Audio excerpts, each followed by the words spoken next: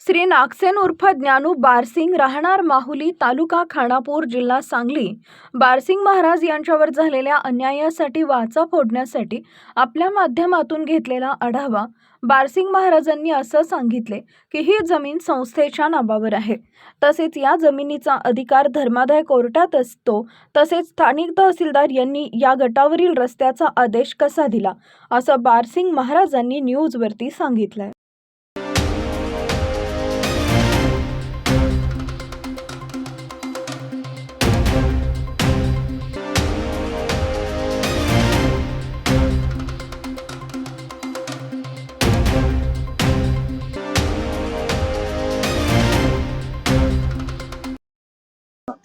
दत्त सेवाधाम माहुली।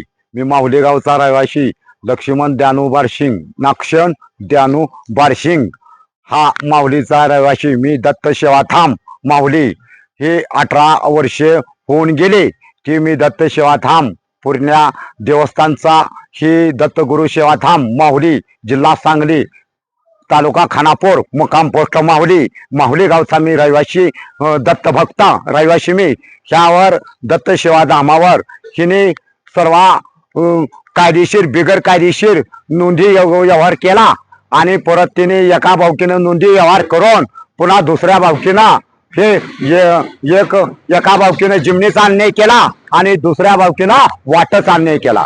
एकाला जिमनीचे वेळ लागला आणि एकाला वाटच वेळ लागलं आणि ह्या सगळा व्यवहार बिगर कायदेशीर केला।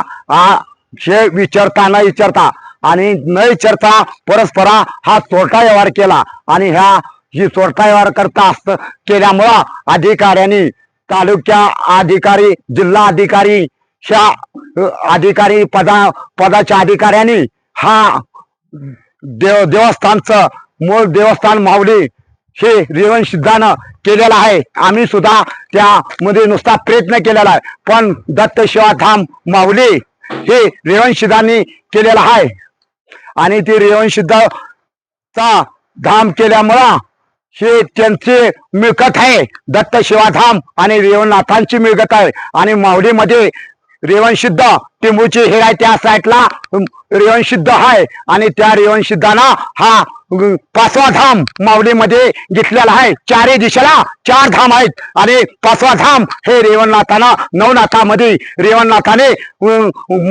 दत्त महाराजांकरता हे मागणी करून घेतले आणि त्याचा बरेच काळ गेला।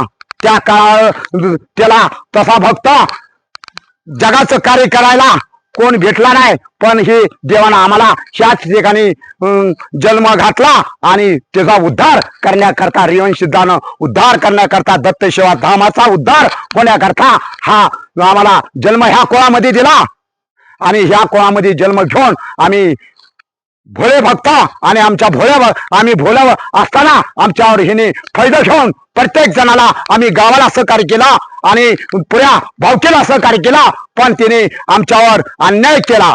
मिळून गाव मिळून आणि भावकी मिळून आमच्यावर हिने अन्याय केला। या तालुक्याच्या पदाला आम्ही 12 वर्षे म्हणतोय हे तुम्ही 1960 साली कायद्यात तुमचं खरेदी पत्र खरं आहे, पण ते बिगर कायदेशीर असताना